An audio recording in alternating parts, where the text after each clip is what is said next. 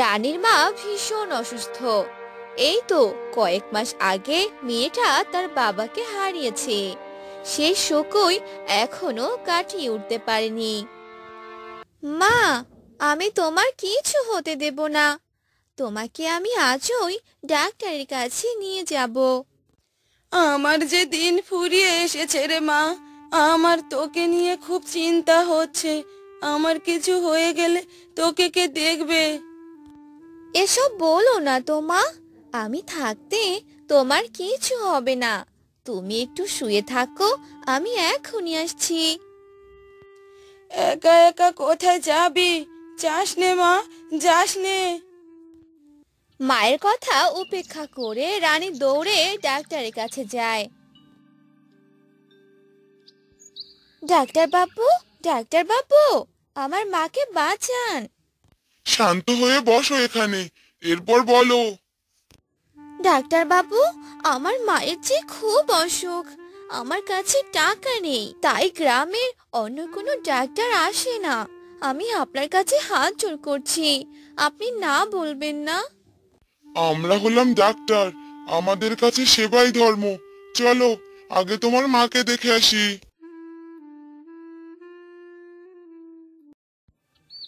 রানী তখন ডাক্তার বাবুকে নিয়ে তাদের বাড়িতে আসে। আর ডাক্তারকে দেখে রানীর মা বলে, কোথায় গিয়েছিলি রে মা? আর উনি তো আমাদের গ্রামের ডাক্তার নন। হ্যাঁ হ্যাঁ, আপনি ঠিক বলেছেন, আমি পাশের গ্রামের ডাক্তার। আপনার মেয়ে আমার কাছে সব বলেছে, তাই এসেছি। আপনি কথা বলবেন না।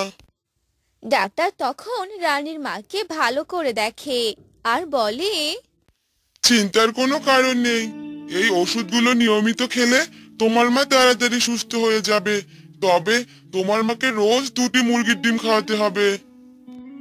কিন্তু এত ওষুধ কেনার টাকা তো আমার কাছে নেই। ওষুধ নিয়ে চিন্তা করো না, আমার সাথে এসো, আমি ওষুধ দিচ্ছি। তারপর রানী ডাক্তারের সাথে ডাক্তারের চেম্বারে যায় আর ওষুধ নেয়। আপনাকে অনেক ধন্যবাদ ডাক্তার বাবু। ধন্যবাদ দিতে হবে না, তোমার মতো লক্ষ্মী মেয়ের সাহায্য করতে পেরে ভালোই লাগছে। তারপর রানী চেম্বার থেকে বেরিয়ে হাঁটতে থাকে আর ভাবতে থাকে। ঔষধের ব্যবস্থা তো হলো, কিন্তু প্রতিদিন 2টো করে ডিম কোথায় পাবো? এসব ভাবতে ভাবতে রানী একটি বড়ই গাছের নিচে বসে কান্না করতে থাকে। পাশ দিয়ে যাচ্ছিল একজন দেবী। এত করুণ সুরে কে কান্না করছে এই গাছের নিচে? গিয়ে দেখি তো। দেবী তখন মানুষের রূপে আসে আর বলে, এই মেয়ে, কে তুমি? আর এখানে বসে এভাবে কান্না করছো কেন? রানী তখন উঠে দাঁড়ায় আর মেয়েটিকে সব ঘটনা খুলে বলে। সব শুনে মেয়েটি দেবীর রূপে ফিরে আসে। কে কে কে তুমি? আমি হলাম অন্যের দেবী। এই পথেই যাচ্ছিলাম, কিন্তু তোমার এমন করুণ কান্না আমার হৃদয় ব্যথিত করেছিল, তাই তো তোমার কাছে এলাম। তখন দেবী জাদু শক্তি দিয়ে কয়েকটি বড় এনে রানীর হাতে দেয়। এই নাও, এখান থেকে একটি বড়ই তোমাদের বাড়ির ফাঁকা স্থানে রোপণ করবে, আর বাকিগুলো তোমার মাকে খাওয়াবে। দেখবে তোমার আর কোনো কষ্ট থাকবে না। একথা বলে দেবী সেখান থেকে অদৃশ্য হয়ে যায়। আর রানী বাড়িতে এসে দেবীর কথা মতো একটি বড়ই উঠোনে রোপণ করে। মা, এই নাও বড়ই। তুই এই অসময়ে বড়ই কোথায় পেলি রে মা? তারপর রানী তার মাকে সব ঘটনা খুলে বলে। সব শুনে রানীর মা খুব খুশি হন আর বড়ইগুলো খেয়ে নেন। সেদিনের মতো তারা ঘুমিয়ে পড়ে। ভোরে তাদের ঘুম ভাঙে মুরগির ডাকে। এত সকালে আমাদের বাড়িতে মুরগি ডাকছে?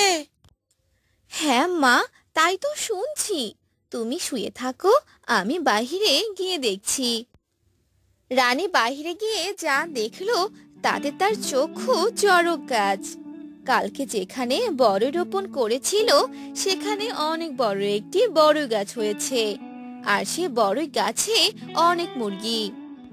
মা, ও মা, তাড়াতাড়ি বাইরে এসো, দেখো কি কাণ্ড। কি রে, কি হলো আবার? দাঁড়া, যাচ্ছি আমি। রানীর মা বাহিরে বেরিয়ে দেখে বড়ই গাছে মুরগি, একটা না দুইটা না অনেকগুলো। এ কি কাণ্ড!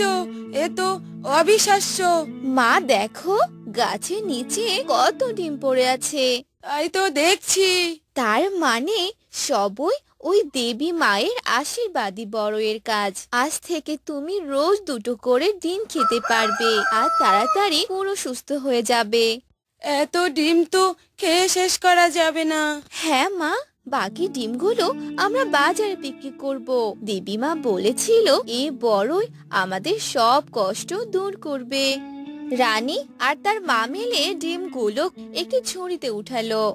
এবার এগুলো নিয়ে বাজারে জামা। দ্রব্যমূল্যের এত ঊর্ধ্ব গতিতে তুই যদি কম দামে এগুলো বিক্রি করিস, এতে গরিবরা উপকৃত হবে আর আমাদেরও কিছুটা উন্নতি হবে। তুমি ঠিক বলেছ মা, এবার সত্যি বুঝি আমাদের সব কষ্ট দূর হয়ে যাবে। তুমি তোমার খেয়াল রেখো মা, আমি আসি। এরপর রানী ডিমগুলো নিয়ে বাজারে যেতে থাকে আর রানীর মা ঘরে যায় আর দুটো ডিম সিদ্ধ করে খেয়ে নিল। এভাবে রোজ ডিম আর ওষুধ খেয়ে রানীর মা সুস্থ হয়ে গেল। একদিন, মা, গাছে মুরগি চাষ করে আজ আমাদের অবস্থার এমন উন্নতি হয়েছে। এখন আমাদের একটা কাজ করা উচিত। কি কাজ? আমাদের গাছের মুরগি থেকে পাওয়া ডিম শুধু একা খাওয়া উচিত নয়। টাকার কারণে যারা ডিম খেতে পারে না তাদের আমরা বিনামূল্যে ডিম দেব। তাহলে দেবী মায়ের দেওয়া আশীর্বাদের আমরা সঠিক ব্যবহার করব আর দেবী মাও খুব খুশি হবেন। এটা একদম ঠিক বলেছিস মা। কাল থেকে আমরা গ্রামের অসহায় মানুষদের বাড়িতে গিয়ে ডিম দিয়ে আসবো। এরপর থেকে রোজ রানী ও তার মা গ্রামের অসহায় মানুষদের ডিম দিত আর এভাবে তাদের দিন খুব সুখে কাটছিল।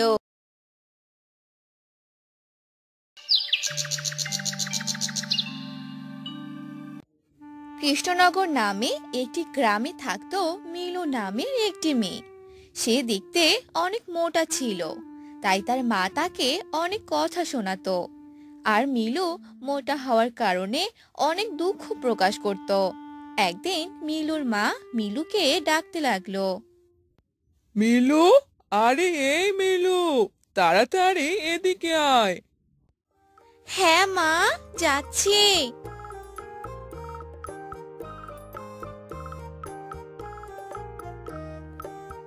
কি রে, এত দেরি হয় তোর আসতে? এত দেরি হলো কেন রে? ও, আর হবেই না বা কেন? তুই যে মোটা, তোর আসতে তো দেরি হবেই। এভাবে তুমি কেন বলছো মা? আমি তো তোমারই মেয়ে। হয়েছে, থাক, এইসব আর বলতে হবে না। যা, এখন কাজ কর গিয়ে। একটু তাড়াতাড়ি কাজ করিস, আরো অনেক কাজ বাকি আছে। ঠিক আছে মা। মিলু কাজ করতে চলে যায়। মিলু অনেক মোটা থাকায় তার কাজ করতে অনেক সময় লাগে। এ নিয়েও মিলুকে অনেক কথা শুনতে হয়। মিলুর মা মিলুকে বিয়ে দেওয়ার কথা ভাবে। এই অলক্ষণে মেয়েটাকে নিয়ে কি যে করব ভেবে পাচ্ছি না। কেউ তো পছন্দই করছে না।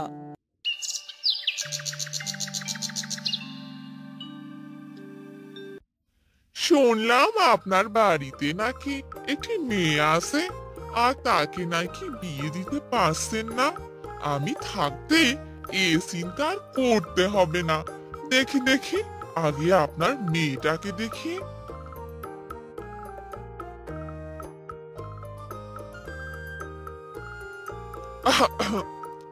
এই আপনার মেয়ে? আচ্ছা, ঠিক আছে, এবার আমি আসি। আরে কি হলো? আপনি যে কিছুই বললেন না। কয়দিন পর কথা হবে, এখন নয়। এভাবেই সবাই এড়িয়ে চলতো। আর এবার মিলুর মা ভীষণ রেগে গেল আর মিলুকে বাড়ি থেকে বের করে দিল। তুই আর কখনোই আমার বাড়িতে আসবি না, আর আমি তোর এই মুখ কখনোই দেখতে চাই না।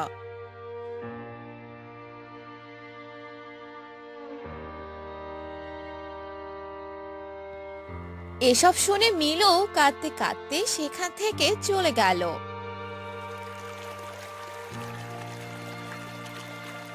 আর জঙ্গলের ভিতরে একটি নদীর পাড়ে বসে মিলু কান্না করতে থাকে আর বলে, হে সৃষ্টিকর্তা, তুমি কেন আমাকে এত মোটা বানিয়ে দিয়েছো, যার কারণে মা আমাকে একদম দেখতে পারে না।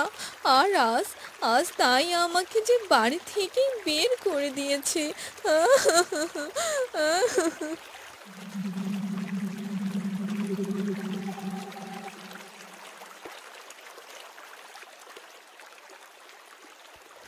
কে তুমি? আর তুমি এভাবে কান্না কেন করছো? কি হয়েছে তোমার? আমি মিলু। আমি যে অনেক মোটা, এজন্য কেউ আমাকে দেখতে পারে না। সবাই আমাকে অনেক কথা শোনায়। আমার মাঝে আমাকে বাড়ি থেকেই বের করে দিয়েছে। এখন আমি কোথায় যাব? এভাবে কান্না করো না মিলু। আমাদের সবকিছুই যে সৃষ্টিকর্তার দেয়া। তবে আমি তোমাকে থাকার একটা ব্যবস্থা করে দিতে পারি। এসব শুনে মিলু ভীষণ খুশি হয়ে গেল। আর সেই মৎস্যকন্যা মিলুকে দুইটি ফল দিল। একটি ছিল আম আর একটি ছিল আপেল। এ কি, তুমি তো আমাকে থাকার ব্যবস্থা করে দিতে চেয়েছিলে, কিন্তু তুমি তো আমাকে দুটো ফল দিয়ে দিলে। হ্যাঁ, এই ফল দুটোই তোমাকে সাহায্য করবে।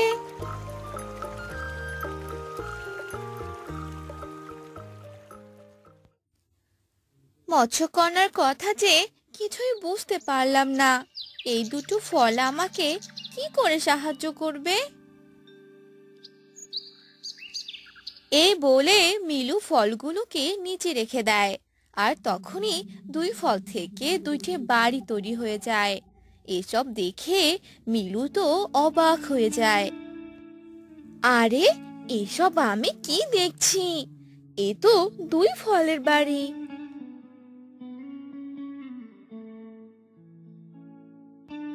এরপর মিলু প্রথমে আমের বাড়িতে ঢুকে পড়লো। আর সেখানে অনেক ধন, টাকা পয়সা আর সুন্দর সুন্দর জামা কাপড় ছিল। এসব দেখে মিলু অবাক হয়ে গেল। এরপর মিলু আপেলের বাড়িতে গেল। সেখানে শুধু একটি বিছানা আর কিছু খাবার ছিল। তখন মিলু বলল, আমি এই আপেলের বাড়িতেই থাকবো। আমার কোনো ধন রত্নের প্রয়োজন নেই, একটু শান্তিতে থাকতে পারলেই চলবে। এসব কথা আপেলের বাড়িটি শুনতে পেল। আর মিলুর এমন ব্যবহারে সে অনেক খুশি হয়ে গেল। আর সেই আপেলের বাড়িটি কথা বলতে লাগলো, মিলু, তুমি অনেক ভালো, যার কারণে তুমি আমার বাড়িটি পছন্দ করেছো।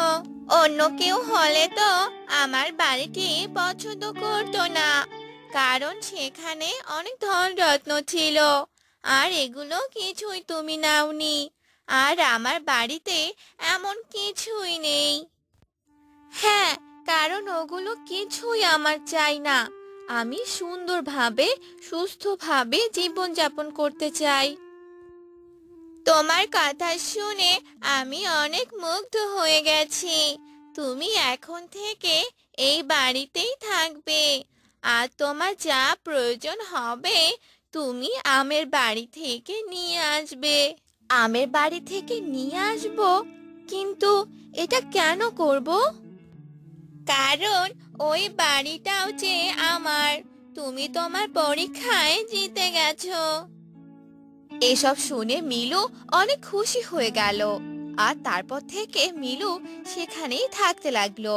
মিলুর জীবন অনেক সুখে কাটছিল। অন্যদিকে মিলুর মা বলতে লাগলো,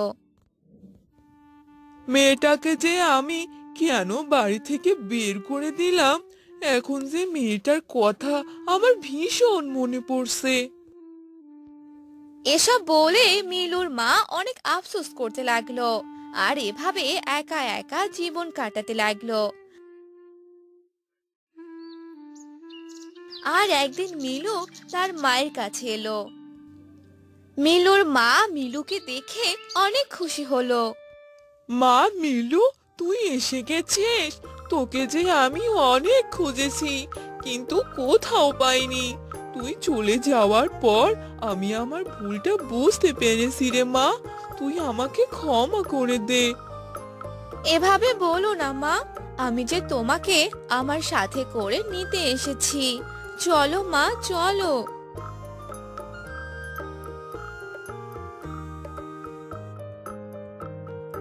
মিলু তার মাকে দুই ফলের বাড়িতে নিয়ে আসে। দুই ফলের বাড়ি দেখে সে অবাক হয়ে যায়।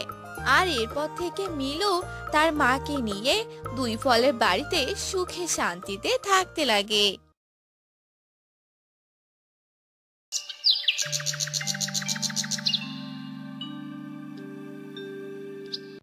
একটি গ্রামে রেশমি নামের এক মেয়ে বাস করত।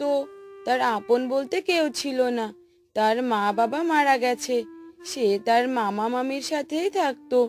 তার মামা মামি তাকে দিয়ে বাড়ির সব কাজ করিয়ে নিত। কি রে নবাবজাদি, এখনো কি সকাল হয়নি? ঘুম থেকে উঠছিস না কেন?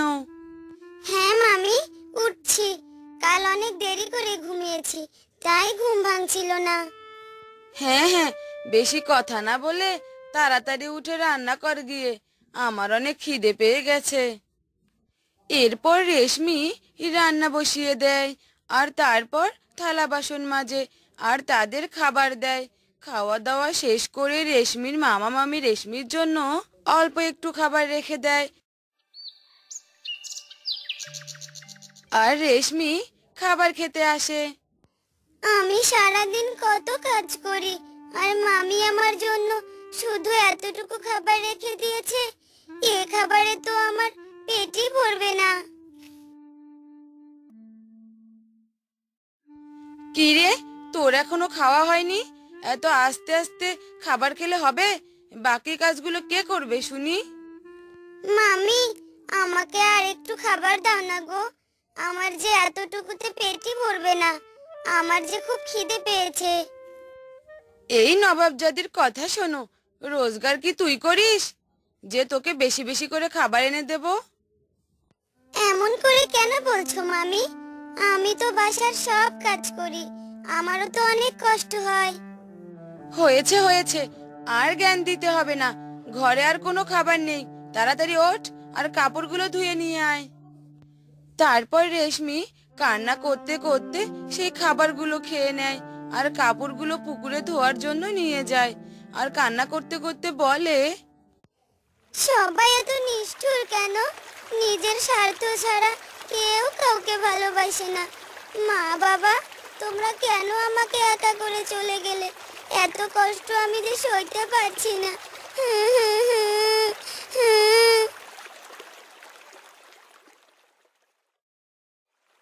কি রে, তোর কাপড় ধুতে এতক্ষণ লাগে? আর বাকি কাজগুলো কে করবে শুনি? এই তো মামি, যাচ্ছি। এরপর রেশমি কাপড়গুলো ধুয়ে বাড়িতে চলে যায় আর সেই কাপড়গুলো শুকাতে দেয়। তখনই রেশমি দেখতে পায় একটা কাপড় ছিঁড়ে গেছে। এই কাপড়টা ছিঁড়ে গেল কি করে? আমি তো ভালো করেই সব কাপড় ধুয়েছিলাম, কিন্তু এটা এমন হলো কি করে? তখনই সেখানে রেশমির মামি চলে আসে আর সে তার ছিঁড়ে যাওয়া কাপড়টা দেখতে পায়। হায় হায় হায়, কি সর্বনাশ! আমার এত সুন্দর একটা কাপড় তুই ছিঁড়ে ফেললি? না না মামি, আমি কোনো কাপড় ছিঁড়িনি। আমি জানি না এটা কিভাবে ছিঁড়লো। মনে হয় আগে থেকেই ছেঁড়া ছিল মামি। কি? নবাবজাদির কথা শোনো, এটা নাকি আগে থেকেই ছেঁড়া ছিল। এটা আমার অনেক পছন্দের একটা কাপড়, আর তুই সেটা ছিঁড়ে ফেলেছিস। দেখ এবার তোর কি অবস্থা করি।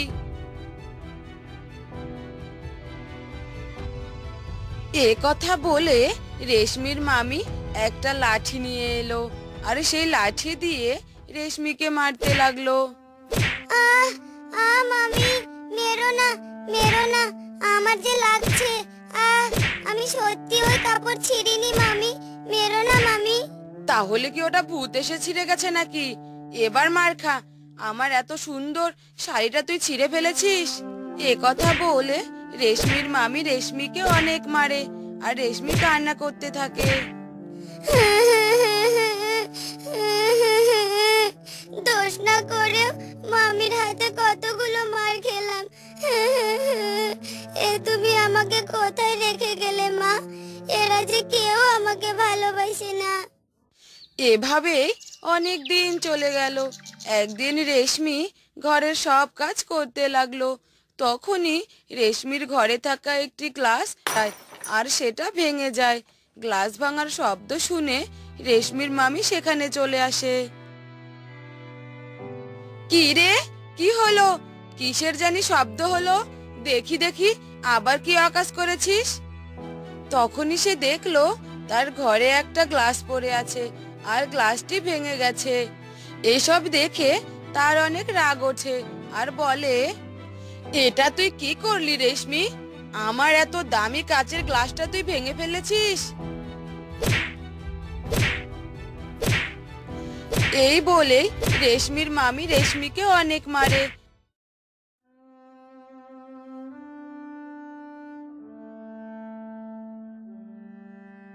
আর সেদিন রেশমিকে বাড়ি থেকে বের করে দেয়, আর রেশমি কাঁদতে কাঁদতে বাড়ি থেকে বের হয়ে যায়।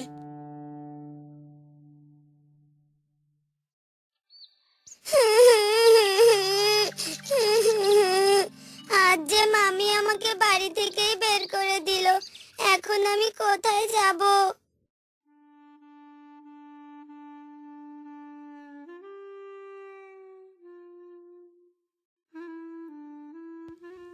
এ কথা বলে রেশমি কান্না করতে করতে জঙ্গলের দিকে চলে যায়, আর সেখানে এক গাছের নিচে বসে কাঁদতে থাকে। রেশমির এমন কান্নার শব্দ শুনে সেখানে এক পরী চলে আসে, আর বলে, কি হয়েছে এই মেয়ে, তুমি এভাবে কান্না করছো কেন? আমি যে অনেক দুঃখী, আমার যে কেউ নেই, শুধু মামা আর মামি ছিল। তারা যে আজ আমাকে বাড়ি থেকে বের করে দিল, কোথায় যাব আমি এবার? আহা, কান্না করো না তুমি, আমি তোমাকে সাহায্য করছি। এ কথা বলে পরী রেশমিকে একটা সুন্দর বাড়ি বানিয়ে দেয়, আর কিছু টাকা দেয়। এখন থেকে তুমি এখানেই থাকবে, আর এই টাকা দিয়েই তুমি চলবে, তোমার আর কোনো অভাব থাকবে না। এসব পেয়ে রেশমি অনেক খুশি হয়, আর পরীকে ধন্যবাদ জানায়। আর তারপর রেশমির জীবন খুব সুখেই কাটতে থাকে। আর অন্যদিকে সারাদিন কাজ করে আমার জীবনটা শেষ হয়ে গেল। এভাবে আর কতদিন চলবে? আমি যে আর পারছি না। কই গো, কোথায় গেলে? কি হলো, ডাকছো কেন? আমি যে আর কোনো কাজই করতে পারছি না, কিছু একটা ব্যবস্থা করো। আমি আর কি ব্যবস্থা করব? মেয়েটাকে তো অকারণেই বাড়ি থেকে বের করে দিয়েছিলে, এবার বোঝো। এভাবেই তারা কথা বলতে থাকে। কিছুদিন যাওয়ার পর তাদের অনেক ঋণ হয়ে যায়, যার কারণে তাদের ঘর বাড়ি সব বিক্রি করে দিতে হয়। এখন তাদের আর কিছুই নেই। কি গো, সব তো বিক্রি করে দিলে, এখন আমরা কোথায় যাব, কি করব? জানি না কি যে করবো এবার, চলো সামনে যাই। এরপর তারা হাঁটতে থাকে। হাঁটতে হাঁটতে জঙ্গলে চলে আসে। ওগো, আমার খুব জল পিপাসা পেয়েছে, আমি জল খাবো। ওই তো একটা বাড়ি দেখতে পাচ্ছি, চলো ওখানেই যাই। তারা সেই বাড়ির সামনে গিয়ে ডাকতে থাকে। তখনই সেখানে রেশমি চলে আসে। রেশমিকে এই অবস্থায় দেখে তার মামা মামি অবাক হয়ে যায়। কি রে মা রেশমি, তুই এখানে? হ্যাঁ, এটাই তো আমার বাড়ি, আমি এখানেই থাকি, কিন্তু তোমরা এখানে কেন? তখন রেশমির মামা মামি সব কথা খুলে বলে আর তারা রেশমির কাছে ক্ষমা চায়। আমাদের তুই ক্ষমা করে দে মা, আমরা যে তোর সাথে অনেক অন্যায় করেছি। তারপর রেশমি তার মামা মামিকে ক্ষমা করে দেয় আর রেশমির কাছে তাদেরকে রেখে দেয়। এরপর থেকে তারা সুখে শান্তিতে দিন কাটাতে থাকে।